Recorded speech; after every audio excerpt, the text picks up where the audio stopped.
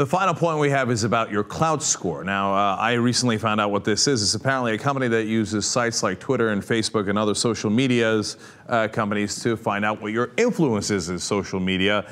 And it boils it down to one single number. So I can't wait to find out what mine is. We'll share that with you in a second. But first, we've got a video of a guy who seems to care a lot about Klout scores. Let's check that out.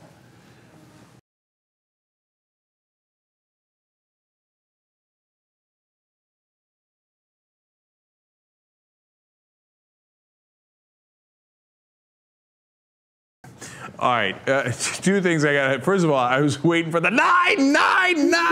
Okay. Secondly, I thought, oh my God, I really hope my Klout score is above 19. Okay. So we did a little research and found out. Turns out the guy with the highest Klout score is, in fact, Justin Bieber. He is at 100. Okay. 100. Yes. Lady Gaga is at 94.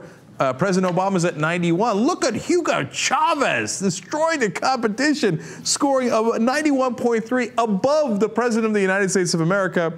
And then when you get all the way down the list, you get to Cenk Uygur at 58. And I thought, 58, hey, yeah, not bad, I'll take it. But then Benny Lou's kicking my ass over here at 63. And Meg's at 53, Drew's at 45. And then the points at 50. And so I was like, wait, we got to outdo Benny somehow, right? So we looked up the Young Turks.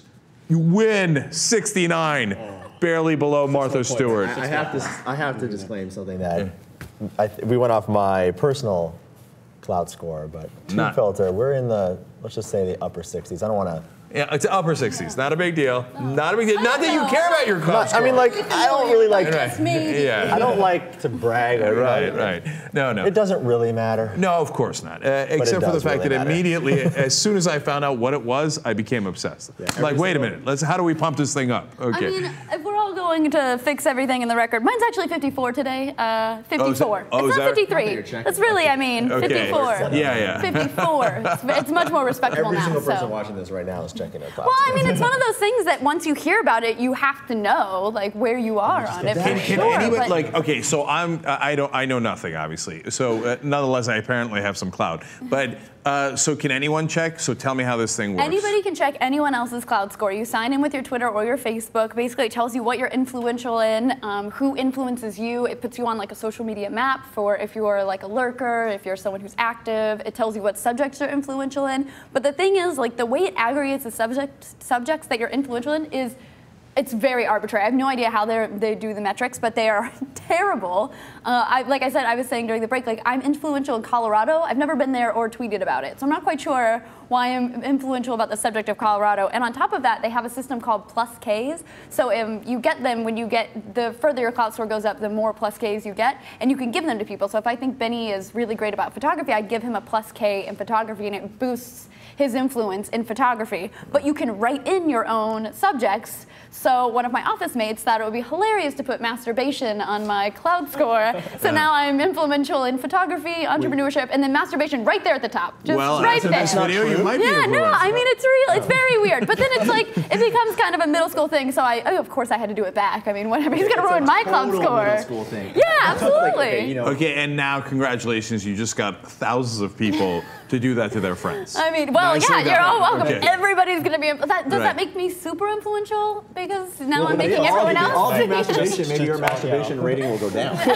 Right, relatively. Yeah, right. But believe me, we still believe in you. Okay, even if your Klout score goes down a mess. Cover it up. I have been excused. So, and are we going to get into it? Like, so is that what's going to happen eventually? Like, all right, your Klout score overall is, you're doing pretty well, but you know what?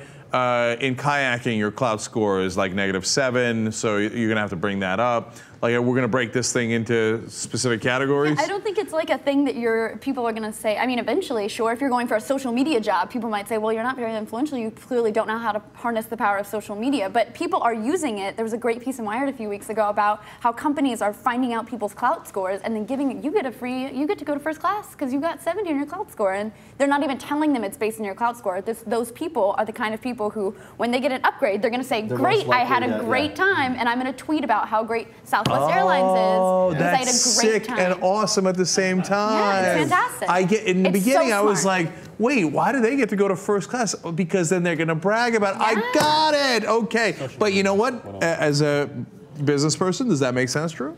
Well, the greatest thing I think Klout has going for it is this, what we call like the middle school factor. It's instantly engaging, right? As soon as you find out that it exists, you need to be a part of it, right? And I think that that's really great. And they have this sort of groundswell of support because it plays off your insecurities.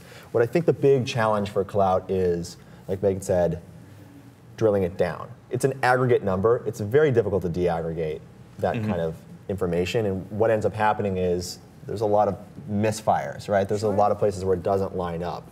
There's a lot of people. So, like American Airlines gives you a first-class ticket because they think you're influential, but it turns out you were influential in masturbation. Some people didn't do that to themselves. Let's not hate on people who are influential in masturbation. Masturbation's always done to yourself. Oh, there we go. Your Klout score for comedy just went up. You know, I think one of the interesting points to note about Klout score and business is that companies are starting to hire more and more like influencers for sponsored tweets and everything like that, and your numbers are so important nowadays. Like people boast, oh, I have 100,000 followers and everything. And as Drew mentioned earlier, there's so many ways now to purchase followers and buy views and stuff like that. Like you don't really know whether if a guy has 100,000 followers, you don't know if really that's that's. So you're saying Hugo Chavez bought his Klout score I'm not saying that, just to get above Obama? I think that they're a little more sophisticated than that over at Klout. Yeah, definitely. They've been able to sniff around that. But I think what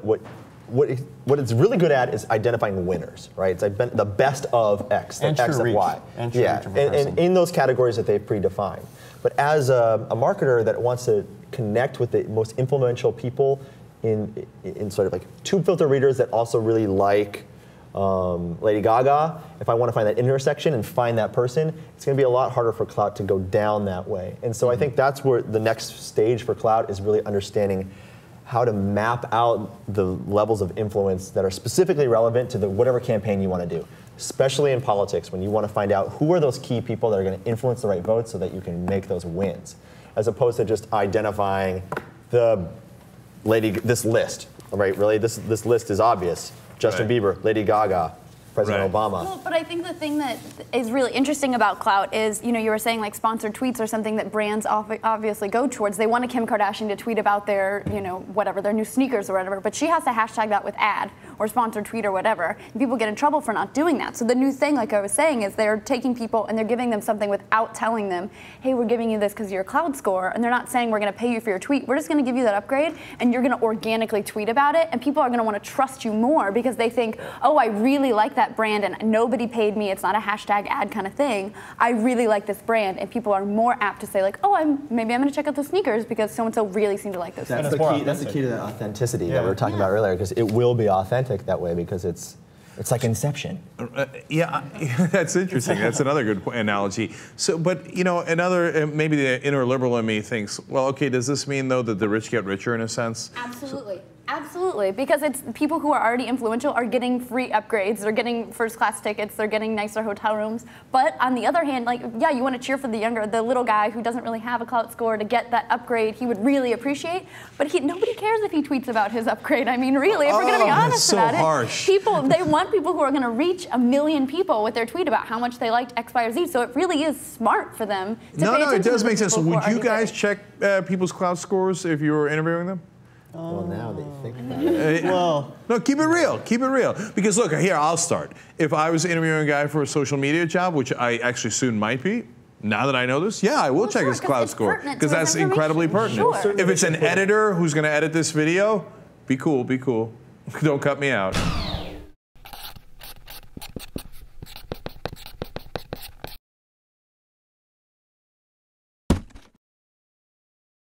Then I don't care at all. Why do I care if he's influential? I just want him to do a good job.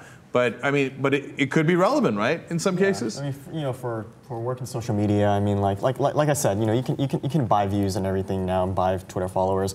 It's if somebody puts on a piece of paper onto me and say yeah, I have 100,000 followers, so I deserve this job. But if I look up his Klout score, it's like it says your true reach is 500, and that's happened before. Like this is a true story, and so it's kind of like so you can see the discrepancies, and you can really like kind of gauge the type of person he is, and really how much influence that person has, aside from the numbers and that he boasts. So is that the new GPA? So would you rather have a guy who has a 3.8 GPA, or would you rather have a guy who has a Klout score of 84? I think hand over fist I would want the Klout score, because nobody cares what your GPA is once you get the job. They care about what your reach is going to be for your brand and what you're going to do for the company you're with. Nobody's worried about, oh, I have a 3.8, that guy has a 3.8, I'm gonna listen to him. They're saying, he has 1 million followers, and all those followers are retweeting everything he says, he's gonna be really valuable to my company. But you know what, it creates this weird stress and pressure around something you're supposed to be enjoying.